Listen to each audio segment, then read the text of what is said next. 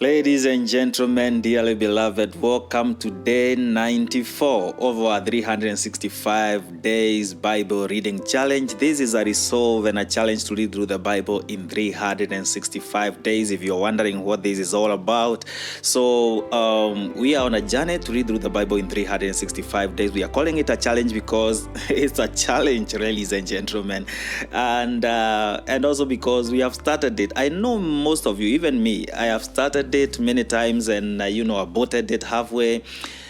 And actually what we are doing right now is a testament of that. You can start the journey and abort it, because if you're watching on YouTube, this should be episode 127.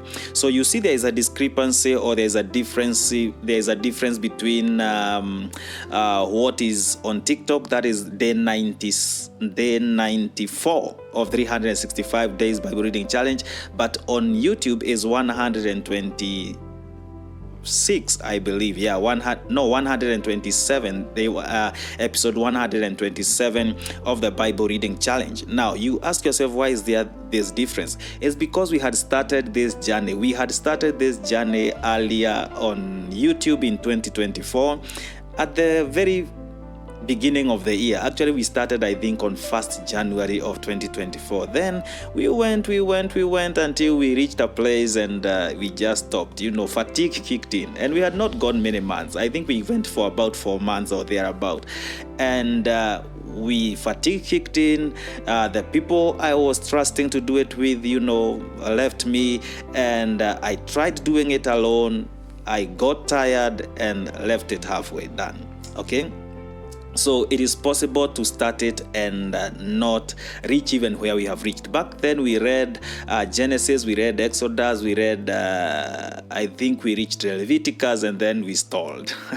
But today, we thank God, we have read about 7 books now. We have read Genesis, we have read Exodus, we have read Leviticus, we have read Numbers, we have read Deuteronomy, we have read the book of Job, we have read some parts of Psalm, and we have also read the book of now we are in the book of Judges. So you can see we are really trying. This is day 94 of the 365 days, and as I keep saying, we are slowly but surely going towards the day 100. It's a mark, it's a milestone. So we are in the book of Judges, and so far we have read the book of Judges has about 12 judges in total. We have Othniel, we have Ehud, we have Deborah, we have Gideon, we have Jephthah, and then we are the one that we are going to read about today, from today henceforth, that is Samson. Those are called the major judges. Now we also have the minor judges. The minor judges are people that are mentioned, no much detail is given about them. These are like Shamgar, then we have Tola, then we have Jair, then we have Ibzan, then we have Elon, and then we have Abdon. And so you can classify them in the 2 groups, that is major judges and minor judges. We have covered 11 of them, and today we'll be starting the journey to cover the 12th of them, who is given the biggest chunk of the book of Judges, I believe, that is Samson. And there is so much to learn concerning Samson, and there has been so much also to learn from the other judges. So please, as the Lord leads us, we will be seeing what to do. We will be learning more. So I recap again, we have like 12 judges in the book of Judges. We have Othniel, who is covered from Judges chapter number 3. Verse 7 to 11, we have Ehud, who is covered in Judges. These are now the major judges. We have Ehud, who is covered in Judges 3, 12 to 30. Then we have Deborah, who is covered in the book of Judges, chapter number 4 and chapter number 5. We have Gideon, who is covered in the book of Judges, chapter number 6 and chapter number 8. Then we have Jephthah, who is covered in the book of Judges, chapter number 10 from verse 6 to Judges, chapter number 12, verse 7. Then we have before I speak of Samson, who is covered in the book of Judges 13 through to 16, we have Shamgar. These are now the minor judges. The minor judges are Shamgar, covered in Judges chapter number 3 and verse 1. You see he is only given 1 verse. Then we have Tola, who is covered in the book of Judges chapter number 10, verse 1 and 2. You see he only has 2 verses. Then we have Jair. Jair is covered in the book of Judges chapter number 10, verse 3 to 5. those are about 3 verses or so. Then we have Ibzan, who is covered in the book of Judges chapter number 12, verse 8 to 10. Those are another maybe 3 verses or 4. Then we have Elon, who is covered in the book of Judges 13, 11 to 12. That's 2 verses. Then we have Abdon, who is covered in the book of Judges chapter number 12, 13 and verse 13 and 15. Today we'll be starting the story of Samson, and I believe we are going to be blessed. We are reading Judges 13, Judges 14, and Judges 16. Let me see if I am right. Yes, I am right. As I said, we have a Bible reading plan that guides us and tells us what to read each day. That's why I'm confirming. So we are reading Judges 13, Judges 14, and Judges 15 today. And I start from Judges 13. The Bible says, "And the children of Israel did evil again in the sight of the Lord, and the Lord delivered them into the hand of the Philistines 40 years. And there was a certain man of Zorah, of the family of Danites, whose name was Manoah, and his wife was barren and bare not. And the angel of the Lord appeared unto the woman and said unto her, Behold, now thou art barren and bearest not, but thou shalt conceive and bear a son. Now therefore beware, I pray thee, and drink not wine or strong drink, and eat not any unclean thing. For lo, thou shalt conceive and bear a son, and no razor shall come on his head, and the child shall be a Nazarite unto God from the womb, and he shall begin to deliver Israel out of the hand of the Philistine." So this guy Samson now, who is going to be born, is supposed to be a Nazarite from the womb. Remember, Nazarites are people who committed themselves voluntarily to God, to serve God for a certain period of time, maybe a year, maybe months, maybe years. And throughout all that time, they were not supposed to shave their head. That was one of the marks. And after the pledge or the vow of a Nazarite is done, that is when they would shave their head. But now the Bible says that Samson will be a Nazarite from birth. So it is not something that he takes voluntarily. It's not something that he decides by himself.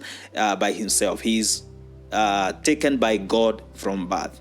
So the angel of the Lord, and I say it again, the angel of the Lord, this means God. But now, because people back then would not know how to describe God in bodily form, they would say the angel of the Lord appears to the woman who is Manoah's wife. We are not given his name, and it's never mentioned anywhere else, so we just call her Manoah's wife, and speaks to her. And the woman, tells her all these things, and we will hear what goes on. Verse number 6, the Bible says, "Then the woman came and told her husband, saying, A man of God came unto me."